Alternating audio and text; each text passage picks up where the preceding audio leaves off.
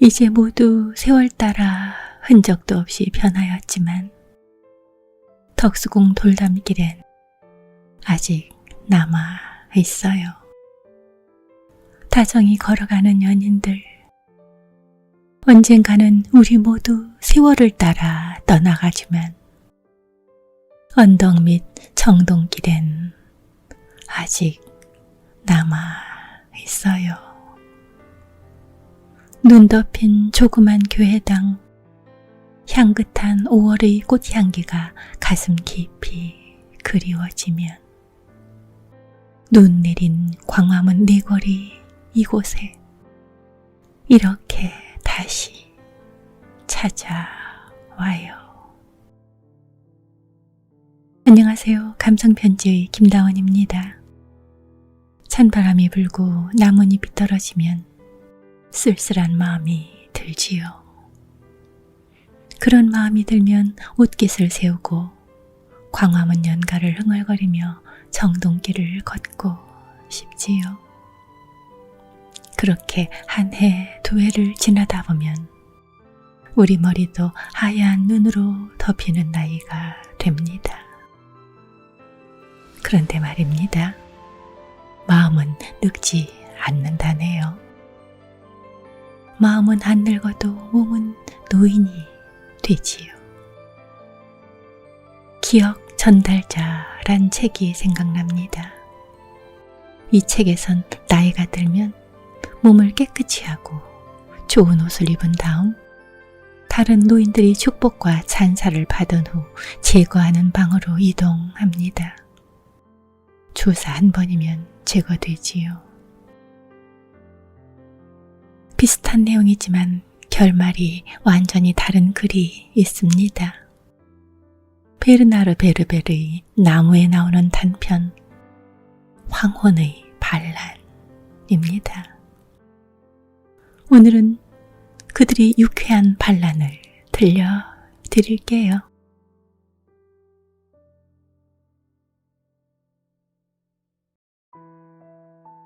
그들일까요? 초인종이 딩동댕 하고 울렸다. 할아버지 프레드와 할머니 리세트는 겁에 질린 동물처럼 바닥에 웅승거리고 있었다. 아니야, 그럴 리 없어. 우리 자식들은 절대로 그들이 오게 내버려 두지 않을 거요. 벌써 3주 전부터 세노와 나노에게서 아무 소식이 없어요. 사람들 얘기가 자식들이 소식을 끊고 나서 얼마 지나지 않으면 그들이 온다던데. 두 노인은 조심스럽게 창가로 다가가 밖을 내다보았다. 닭장처럼 철망을 쳐놓은 대형 버스가 보였다. 바로 그 악명 높은 휴식, 평화, 안락센터의 버스였다.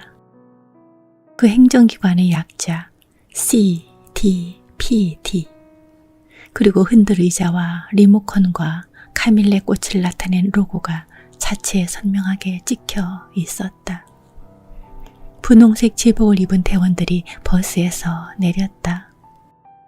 그들 중에 한 사람은 반항한 노인들을 붙잡는 데 쓰는 커다란 그물을 한껏 감추고 있었다. 프레드와 리세트는 서로 바싹 몸을 기대었다. 프레드는 분노로 몸을 떨고 있었다. 결국 그들이 자식들도 부모를 버린 셈이었다. 그들이 사랑하는 아들, 딸마저도 부모를 CDPD에 넘기고 말았다는 얘기였다. 그날이 오기 전까지 프레드는 설마 그런 일이 있으랴 하고 생각했다. 다른 집 자식들은 다 그래도 자기네 자식들은 절대 그러지 않을 것이라고 믿었다. 세상이 어떻게 돌아가는지 모르는 맹문이라서 그렇게 생각한 건 아니었다. 그는 그런 행동이 갈수록 확산되고 있다는 것을 잘 알고 있었다. 몇 년 전부터 노인들을 배척하는 운동이 점점 노골화되고 있었다. 정부는 처음에 노인들을 지지했다. 입에 발린 소리일지언정 노인 공경의 미덕을 저버리지 않았다. 그러더니 얼마 안 가서 노인들을 여론의 심판에 넘겨버렸다. 한 사회학자가 텔레비전 저녁 뉴스에 나와서 사회보장의 적자는 대부분 70세 이상의 노인들 때문에 생긴다는 사실을 증명해 보였다. 그러자 노인 배척운동의 전선에 생긴 그 돌파구를 이용하여 정치인들이 공격에 가세하였다.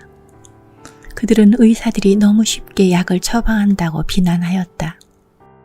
의사들이 공익은 뒷전으로 돌리고 고객을 잃지 않기 위해 마구잡이로 노인들의 생명을 연장시키고 있다는 것이었다. 사태는 갈수록 나빠지기만 했다. 학자들이 분석이 나온 지 얼마 되지 않아 대폭적인 예산 삭감에 이어졌다. 먼저 정부는 인공심장의 생산을 중단시켰다. 그 다음에는 피부와 신장과 간의 내용물을 개발하기 위한 프로그램들을 동결시켰다. 대통령은 신년 담화를 통해 노인들을 불사의 로봇으로 만들 수는 없습니다.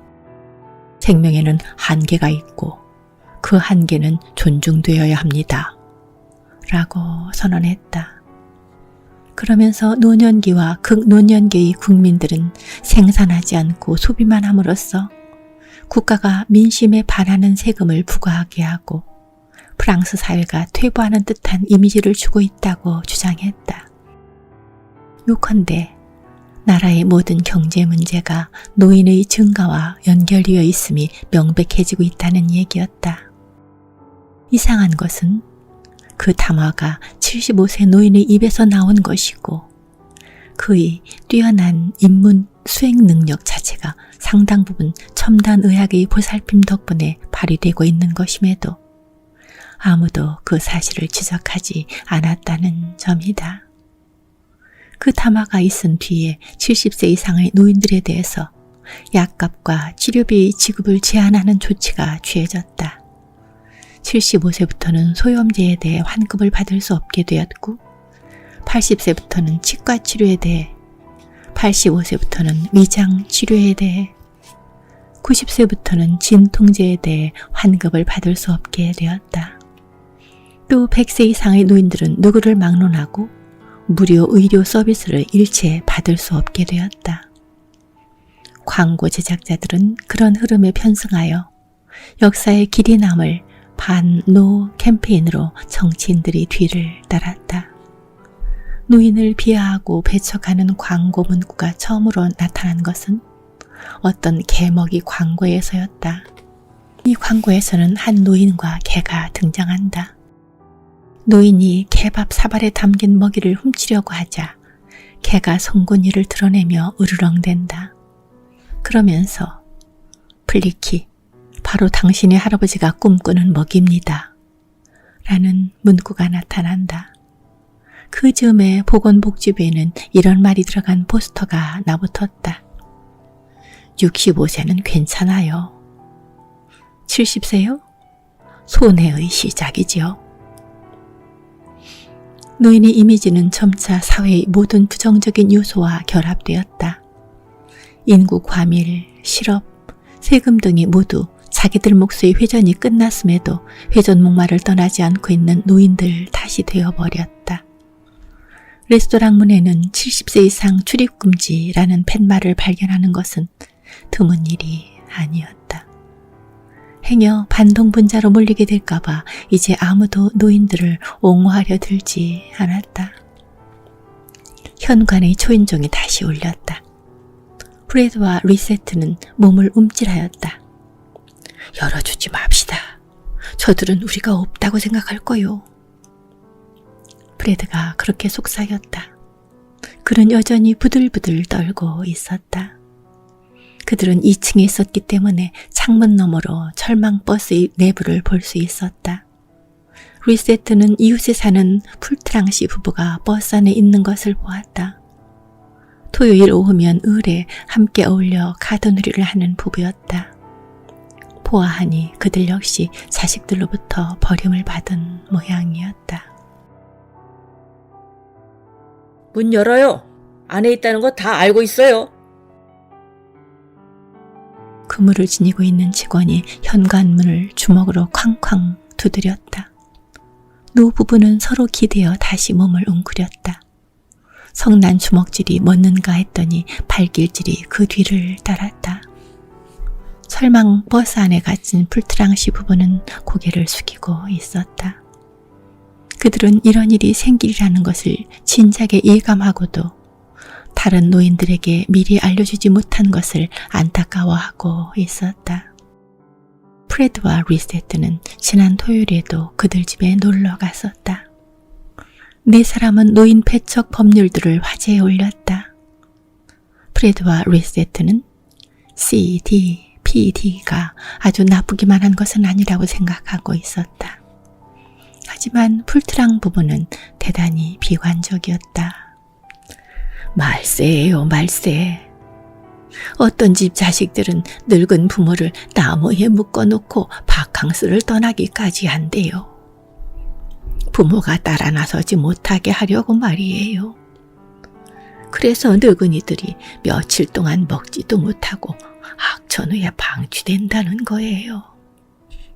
그러다가 결국은 센터로 가게 되는 거지요. 센터에서는 어떻게 지낸대요? 리세트가 별 생각 없이 그렇게 묻자 풀트랑 씨 부인은 겁에 질린 표정을 지으며 말했다. 그건 아무도 모르지요. 광고에서 주장하기로는 노인들에게 여행을 시켜준다고 하던데요. 타이며 아프리카며 브라질 등지로 놀러가게 해준다면서요. 그 말에 풀트랑 씨가 고웃음을 쳤다. 그건 공식적인 선전일 뿐이에요. 정부가 그러지 않아도 우리 때문에 돈이 너무 많이 든다고 불평하는 판에 우리에게 외국 여행까지 시켜줄 리가 있겠어요. 센터에서 무슨 일이 벌어지고 있는지에 관해서 뭔가 짚히는 게 있어요. 내 생각은 정부가 선전하는 것보다 훨씬 더 비관적이에요. 뻔한 거 아니에요? 그저 우리 늙은이들에게 주사나 놓겠지요. 그게 무슨 뜻인가요? 그들은 우리를 없애기 위해 독극물 주사를 넣고 있어요. 설마요. 그건 너무... 그들이 우리를 곧바로 제거한다는 얘기는 아니에요. 얼마 동안은 우리를 데리고 있지요. 우리 자식들이 생각을 바꿀 경우에 대비해서 말이에요. 하지만 노인들이 바보가 아닌 이상 자기들에게 주사를 놓는데 그냥 가만히 있겠어요? 그들이 독감 예방 주사를 놓는다며 노인들을 속이는 거지요. 긴 침묵이 이어졌다. 그런데 풀트랑 씨는 어떻게 그런 걸 알고 있지요? 그는 묵묵부답이었다. 그러자 프레드가 잘라 말했다. 그건 풍문입니다. 나는 그게 한낱 풍문일 것이라고 확신해요.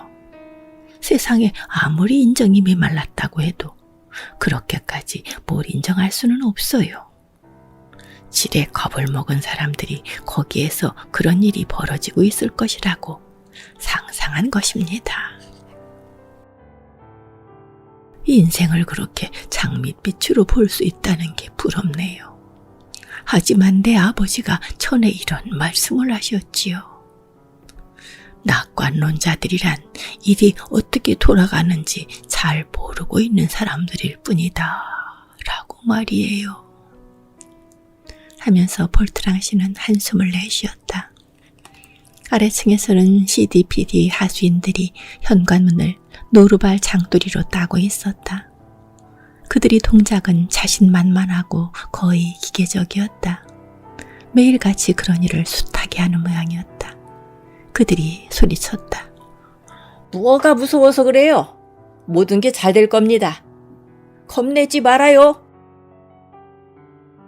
프렌들은 죽기 아니면 까무러치기라는 심정으로 리세트의 허리를 잡았다. 리세트는 남편이 무엇을 하려고 하는지 알아차렸다. 마음이 통한 두 사람은 함께 창턱으로 올라가 훌쩍 뛰어내렸다. 그들이 떨어진 자리에 쌓여있던 쓰레기 더미가 추락의 충격을 완화시켜 주었다. 프레드는 결연하게 벌떡 일어나 리셋의 팔을 잡아 끌며 CDPD의 버스 쪽으로 내달았다. 보도에 남아있던 대원들이 깜짝 놀라서 머뭇거리고 있는 사이에 그는 잽싸게 운전석에 앉아 질풍처럼 버스를 출발시켰다. 그는 한참 동안 버스를 산 쪽으로 몰고 갔다. 버스에 타고 있던 20명의 다른 노인들은 아직 충격에서 벗어나지 못하고 있었다. 그가 차를 세웠다. 아무도 말문을 열지 않았다.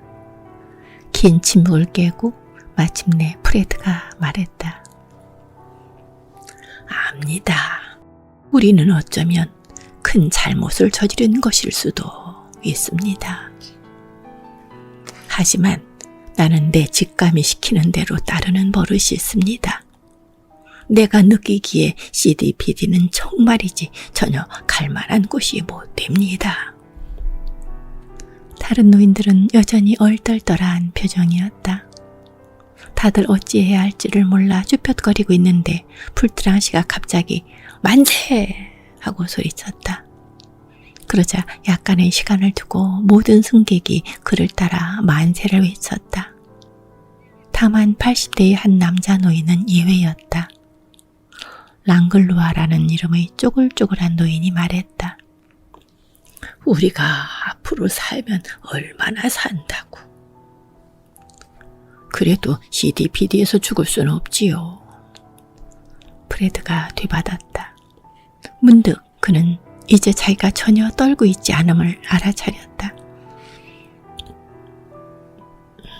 풀트랑 씨 부부와 다른 노인들은 앞을 다투어 프레드와 리셋에게 고마움을 표시하고 그들의 영웅적인 행동을 칭찬하였다. 하지만 프레드가 그들을 말렸다. 이러고 있을 때가 아닙니다. 경찰이 곧 쫓아올 것입니다. 서둘러 산속으로 피신하도록 합시다. 숲에 당도하자 도망자들은 불안에 휩싸였다. 날씨가 추운데 여긴 산짐승들이 많을 텐데 배고파요.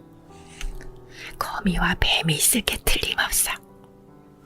내 맥박 조절기의 건전지가 다 되어가고 있어. 나는 항생제 투여요법을 받고 있어요. 프레드가 그들을 지켜보다가 말문을 열었다. 다들 조용히 하십시오. 그의 목소리는 차분했다.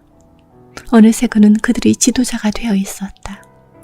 하긴 그가 그들을 속박에서 풀어냈으니 이제 그들을 책임져야 하는 것도 그였다. 경찰이 열심히 우리를 찾고 있을 테니 불을 피울 수는 없습니다. 그 대신 몸을 피할 수 있는 동굴을 찾아내는 것이 급합니다. 프레드의 침착한 모습에 다른 노인들도 냉정함을 되찾았다. 1시간쯤 지나자 현장을 탐사하러 갔던 사람들이 돌아와 제법 큰 동굴 하나를 발견했다고 알렸다. 그들은 모두 동굴로 갔다. 여기에서는 안심하고 불을 피워도 되겠어요. 폐암에 걸려서도 담배를 많이 피우는 살베르 여사가 지포 라이터를 꺼냈다. 다른 노인들은 잔가지들을 주워다가 쌓아 올렸다. 하지만 로빈슨 크루소식의 모험을 이제 갓 시작한 프레드는 새로운 형태의 그런 스카우트 활동에는 별로 재주가 없는 것으로 밝혀졌다. 연기가 동굴에 가득 차서 그들은 숨을 쉬기 위해 서둘러 밖으로 나가야만 했다. 고도 비만에 걸린 노인 한 사람만 제때 탈출하지 못했다. 그는 심하게 기침을 하다가 그만 심장마비로 죽고 말았다. 동료들은 그를 땅에 묻기 전에 임시 변통으로 간단한 장례의식을 치렀다. 프레드는 노인 하나가 죽는 것은 도서관 하나가 불타는 것입니다. 잘 가시게 공트랑 하는 식으로 조사를 하였다. 외장이 끝난 뒤에 전직 과학 저널리스트인 랑글루아는 동굴의 연기를 배출하는 시스템을 만들자고 제안했다. 동굴 천장의 흙으로 된 부분에 구멍을 뚫어보자는 것이었다. 그 일은 그들의 생존과 관련된 최초의 교훈이었다. 이튿날 그들은 사냥을 하기로 결정했다. 물론 그들에겐 활도 없고 총도 없었다. 하지만 불트랑 씨는 커다란 돌멩이를 던져 운수 나쁜 다람쥐 한 마리를 잡는 데 성공했다. 그 다람쥐가 그들의 첫 식사였다. 간에 기별도 안 가게 양이 적은 식사이긴 했지만 말이다. 그 다음날 숲이 안가품을 하였다. 전날 다람쥐를 죽인 풀트랑 씨의 부인이 산토끼를 잡으려다 오히려 반항하는 산토끼에 떠밀리는 바람에 넉장거리를 하며 벼랑에서 떨어진 것이다. 그들은 저승객이 된 그녀를 땅에 묻었다. 이제 남은 사람은 20명이었다. 그날 저녁에 노인들은 불가에 모여 토론을 벌였다. 우리는 끝내 이 궁지에서 벗어나지 못할 거여요.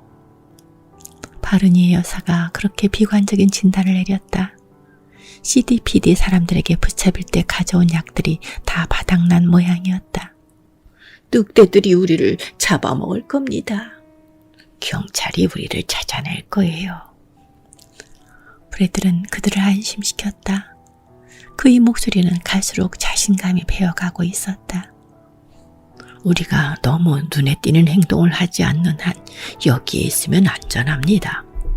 그들은 우리가 사라진 지 며칠이 지났기 때문에 우리가 얼어 죽었거나 산 짐승들에게 잡혀먹었을 것이라고 생각할 것입니다. 노인을 과소평가하는 것이 바로 그들의 약점이죠. 모네스티의 씨가 투덜거렸다. 우리가 이런 처지에 놓일 것이라고는 꿈에도 생각하지 못했어. 그러자 한 노파가 사람을 둘러보며 말했다. 세상이 어쩌다 이렇게 된 거지요. 우리는 우리 부모들에게 이런 식으로 행동한 적이 없는데. 프레드가 노파의 말을 잘랐다. 추억을 자꾸 되새기는 일은 그만두기로 합시다. 한탄과 하소연도 부질없습니다. 이제 현재 속에서 살아가기로 합시다. 젊음을 숭배하는 시대 주류에 우리 자식들이 쇠뇌되었다는 것은 여러분도 잘 아실 겁니다. 우리 자녀들은 육체의 아름다움에 너무 집착합니다. 몸무게를 줄이고 주름살을 없애는 것을 하나의 신앙행위처럼 여기고 체조나 조깅을 신성한 의무로 생각합니다. 그렇게 몸을 가꾸고 젊음을 유지하는 데에만 몰두한 나머지 그들은 바보가 되어가고 있습니다. 우리를 제거함으로써 자신들의 젊음이 영원히 유지될 것이라고 생각하는지 모르지만 그건 참으로 큰 착각이지요. 그 작은 공동체의 구성원들이 박수갈채를 보냈다. 그때 갑자기 동굴 입구에 실루엣 하나가 나타났다. 노인들은 일제히 벌떡 일어나 자기들이 만들어 놓은 투창 쪽으로 달려들었다. 하지만 다들 너무 심하게 떨고 있었기 때문에 설령 창을 던진다 해도 표적을 제대로 맞추기가 어려울 듯했다. 첫 번째 실루엣에 이어 다른 세 사람의 실루엣이 잇따라 나타났다. 노인들은 모두 엄청난 공포에 휩싸였다. 프레드는 두려움을 억누르면서 횃불 하나를 잡고 입구로 나아갔다. 목소리가 떨리는 것을 막으려고 애쓰며 그가 물었다. CDPD에서 나왔소? 한 발 더 다가가 보니 그들은 CDPD 체포대원들도 아니었고 경찰관이나 간호사들도 아니었다. 거기에는 동굴 속의 도망자들과 똑같은 노인들이 서 있을 뿐이었다. 우리는 어떤 센터에서 탈출했습니다. 여러분이 도주했다는 소식을 듣고 며칠 전부터 여러분을 찾아다녔어요. 허리가 구부정한 노인이 그렇게 사정을 설명한 다음 자기를 소개했다. 나는 발랑베르그라고 합니다. 전직 의사지요.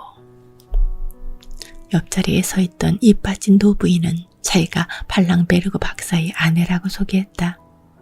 그러자 프레드가 다시 차분해진 표정으로 말했다.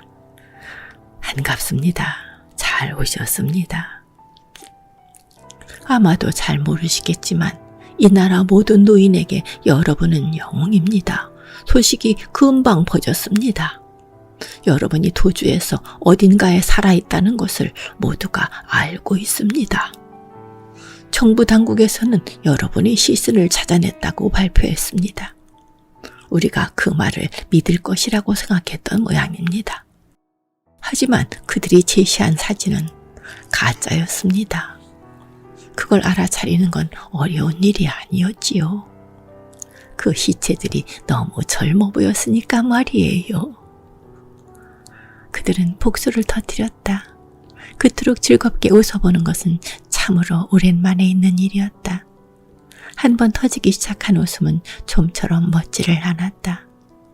그들은 기침이 나고 얼굴이 붉어지고 땀이 맺히도록 웃었다. 그들은 이제 24명이었다. 새로운 노인들은 자기들이 챙겨온 물건들을 꺼내 놓았다. 종이, 볼펜, 칼, 보청기, 안경, 지팡이, 의약품, 가는 끈 등 모두가 요긴하게 쓰일 물건들이었다.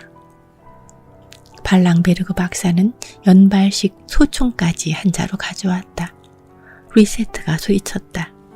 굉장하네요. 이제 적들이 포위 공격을 한다 해도 버틸 수 있겠어요. 그래요.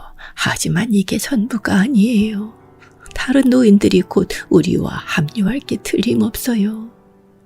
이전까지는 센터에서 도망을 쳐도 살아갈 희망이나 도피처를 구할 가능성이 없었어요. 그래서 도망쳤던 사람들이 다시 붙잡히고 말았지요. 이제 그들은 알고 있어요. 여기 이 산속에서는 모든 것이 가능하다는 것을 말이에요. 지금쯤이면 수백 명의 노인들이 우리를 찾아 이 지역을 샅샅이 뒤지고 있을 것이라고 확신해요. 아닌 게 아니라 나날이 많은 노인들이 찾아와 반란자들이 진영에 가세하였다. 적지 않은 노인들이 오던 길로 혹은 온 지 얼마 되지 않아 기력이 다하여 죽었다. 병에 맞는 약이 없어서 죽는 노인들도 있었다. 하지만 살아남은 사람들은 점점 강인해져 갔다. 재주가 아주 많은 발랑베르그 박사는 동료들에게 토끼 올가미 만드는 법을 가르쳐 주었다. 한편 뛰어난 식물학자인 그의 아내는 식용버섯을 식별하는 방법, 곡물과 채소 씹는 방법 등을 가르쳤다. 왕년에 전기 기술자였던 폴트랑 씨는 풍력 발전기를 세우는 일에 몰두하였다. 그는 회전 날개가 바깥 사람들이 눈에 띄지 않도록 나무갓 위로 겨우 올라가게 설치하였다. 그들은 오래지 않아 그 풍력 발전기 덕분에 동굴 안에 전등을 달게 되었다. 프레드는 근처의 샘에서 동굴 속으로 물을 끌어들이는 일을 맡았다. 그 모든 노력의 결과로 숲에서 사는 일이 한결 쉬워졌다. 그들은 자기들이 살아남은 것을 스스로 대견하게 여겼다. 프레드가 힘주어 말했듯이 그들의 삶은 하루하루가 기적이었다. 처음의 동굴과 근처의 다른 동굴에 결집한 노인들이 곧 100여 명에 달했다. 프레드와 리세트는 CDPD가 두려워하고 70세 이상의 노인들을 모두가 찬양하는 신화적인 인물이 되었다. 프레드는 한 노인이 가져온 카메라로 은신처에서 사진을 찍었다. 그의 사진은 곧 아름아름으로 퍼져 노인들이 집에 걸리게 되었다. 반란자들은 자기네를 지칭하는 이름과 스스로를 결집시키기 위해 한 슬로건을 찾아냈다. 그들 집단의 이름은 흰 여우들이었고 그들의 슬로건은 살아있는 한 희망은 있다 였다. 이어서 그들은 국민들을 상대로 직접 선전활동을 전개하기로 결정하고 다음과 같은 내용의 전단을 작성하였다. 우리들을 존중해 주십시오. 우리를 사랑해 주십시오. 노인들은 아기들을 돌볼 수 있고 뜨개질을 할 수 있습니다. 다리미질이나 요리도 할 수 있습니다. 시간이 많이 걸려서 젊은이들이 싫어하는 모든 일을 우리는 아직 얼마든지 할 수 있습니다. 우리는 시간이 흘러가는 것을 두려워하지 않기 때문입니다. 오늘날의 인간은 늙은이들을 죽임으로써 마치 쥐들처럼 행동하고 있습니다. 사회의 가장 약한 구성원들을 가차없이 제거해버리는 쥐들처럼 말입니다. 하지만 인간은 쥐가 아닙니다. 인간은 서로 연대할 줄 알고 함께 어울려 살 줄 압니다. 만일 인간이 가장 약한 자들을 죽인다면 인간의 모둠살이는 아무 쓸모가 없습니다. 노인을 배척하는 법률들을 철폐합시다. 우리를 제거하기보다 활용할 생각을 하십시오. 그들은 이 호소문이 전국에 걸쳐 배포되도록 손을 썼다. 하지만 프레드는 그것으로 만족하지 않았다.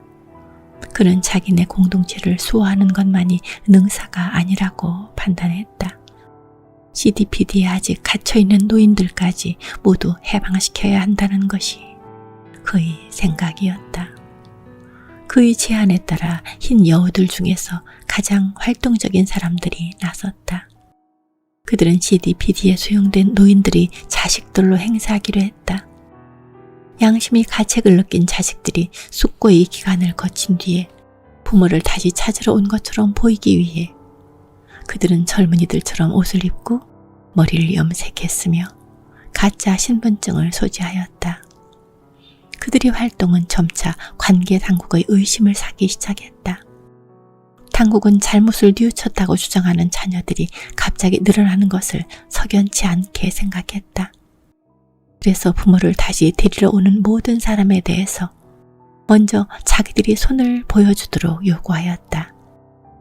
얼굴이나 복장으로는 나이를 속일 수 있어도 손으로는 나이를 속일 수 없다는 게 그들의 생각이었다.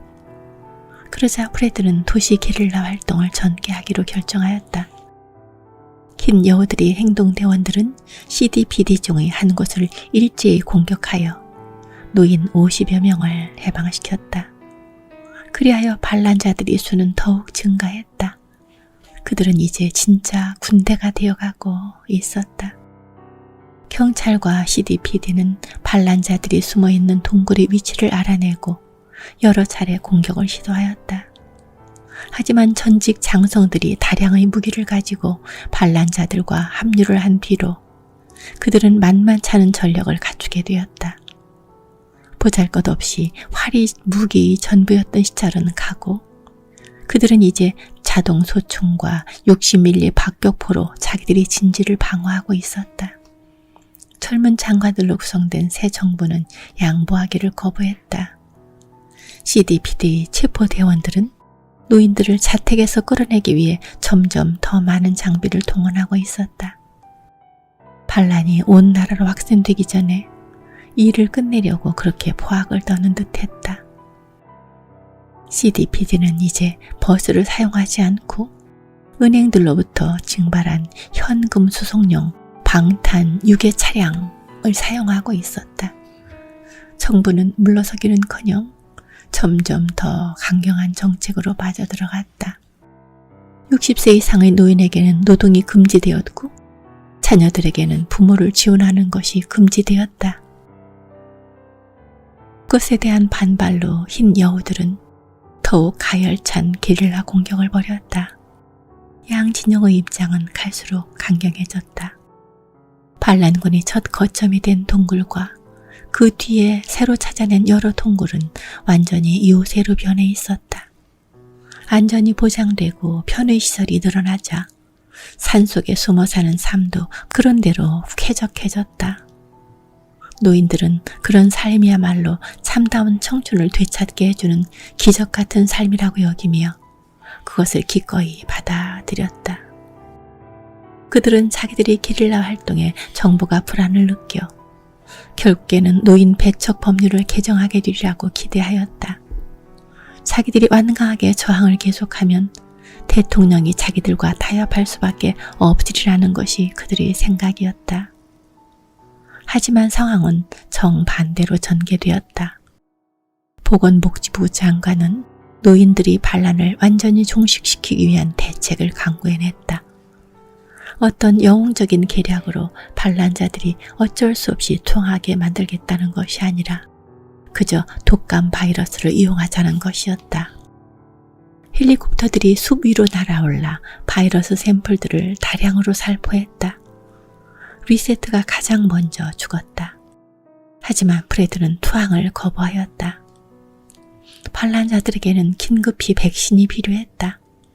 하지만 정부는 그들이 백신을 구할 가능성에 대비해서 사전에 모든 재고를 폐기하도록 명령한 바 있었다. 그래서 전염은 피할 수가 없었다. 사망자가 갈수록 늘어났다. 3일 후 경찰 병력이 흰 여우들 중에서 살아남은 자들을 체포하기 위해 출동했다. 그들은 어떤 저항에도 맞닥뜨리지 않았다. 프레드는 CDPD 대원들에게 체포되었다. 그 대원들은 20세 미만의 젊은이들로만 구성된 새로운 소대 속해에 있었다.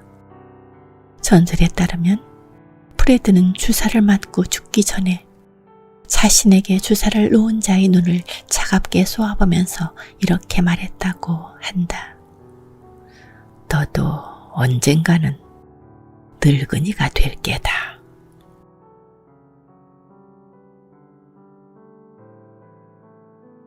지금도 늙어가는 우리 모두가 생각해야 할 책인 것 같습니다.